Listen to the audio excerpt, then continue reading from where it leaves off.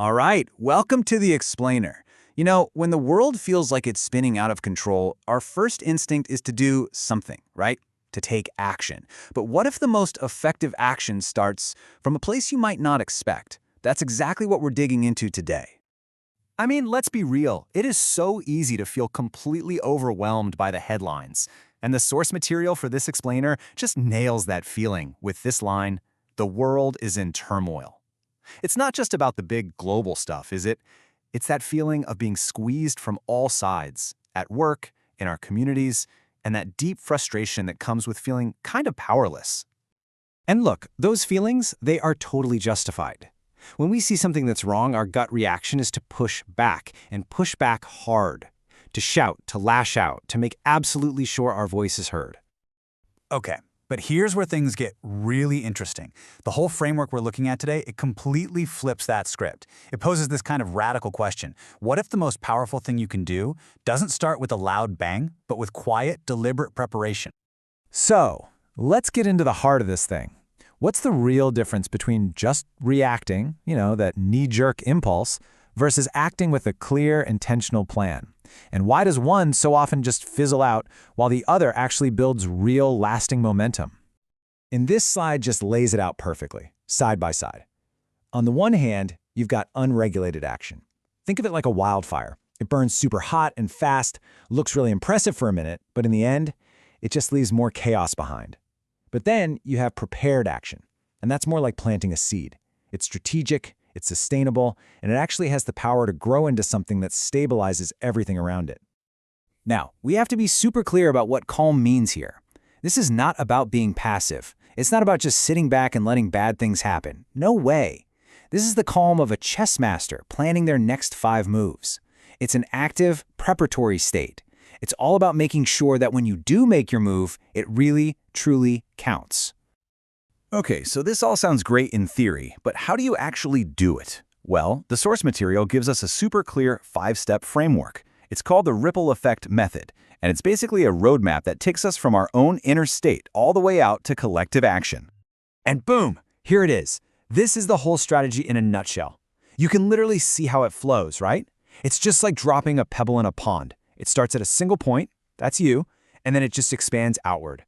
First to your inner circle, then to bigger community groups, and eventually it gets big enough to actually shift the culture. This is the blueprint.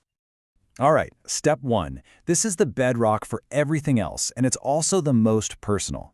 The whole idea is simple. Before you try to change the world, you have to get your own nervous system in check. And this isn't about being vain or selfish. Far from it. This is pure strategy. And the benefits of doing this internal work, they're so practical, so tangible. Just imagine it. You start making decisions that aren't driven by panic. You start communicating so clearly that people can't help but listen. You literally become a stabilizing force for others just by showing up. And you build up the stamina to stick with it for the long haul. You know what's so great about this? You can literally start right now. You don't need to go on some silent retreat or spend years training. It can be as simple as this, just stopping and taking 3 long, slow breaths. That's it. That's the anchor. And this question, think of it like your personal strategic pause button. Right before you fire off that angry tweet or jump into that argument that's going nowhere, just hit pause and ask yourself this. It's a tiny little check-in that can be the difference between an effective action and a pointless reaction. And hey, if the answer is no, that's not a failure. That's actually incredibly valuable information. It tells you what you need to do next. Pausing to get yourself right isn't a delay. It is the work. It's the preparation that makes sure your next move is the right move. Okay, so once you've found that inner calm, where do you go from there? Well, this brings us to step 2. You take that steady, regulated energy and you bring it to the people closest to you. Your family, your friends, your team at work. Because really, it just takes one single, calm, clear, steady conversation. That one interaction can start a ripple you might never even see the end of. Think about it. Every person you help stabilize can then go on and stabilize someone else. It's contagious in the best possible way. All right, so now we see how these little ripples start to gain momentum and build into a wave. This is the part where we go from those one-on-one interactions to building organized collective movements that can actually tackle the bigger stuff. This is where the magic really starts to happen, where that individual stability gets amplified into group strength. And it's not just about getting a bunch of people in a room. It's about being intentional, forming small groups around principles you all share. You pick a real, local problem you can actually do something about, and then, and this part is key, you celebrate the small wins. Each little victory compounds, building the energy and momentum you need to keep going. And that brings us to the final step, the end game, really. How do these small, principled groups actually scale up and create change across the whole of society? How do the ripples become waves? This timeline just lays it all out, from start to finish. You can see the whole chain reaction. And notice where it starts. It all comes back to that one single, regulated person. That calm becomes contagious. It spreads to their circle. And those stable circles, they're the building blocks for effective community action. When you get enough of these healthy, problem-solving groups connecting, well, the culture has no other choice but to start shifting. It's change from the ground up. And here's the most empowering part of all this. You don't have to wait for some perfect moment or for someone to give you permission. You can kick this whole thing off today with one small disciplined act.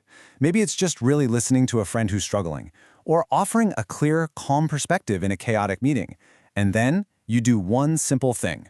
Ask them to pay it forward. You know, if there's one thing to take away from this whole framework, it's this. You do not have to save the world by yourself. That is not your job. The weight of the world is not on your shoulders. Your job is so much simpler and so much more powerful.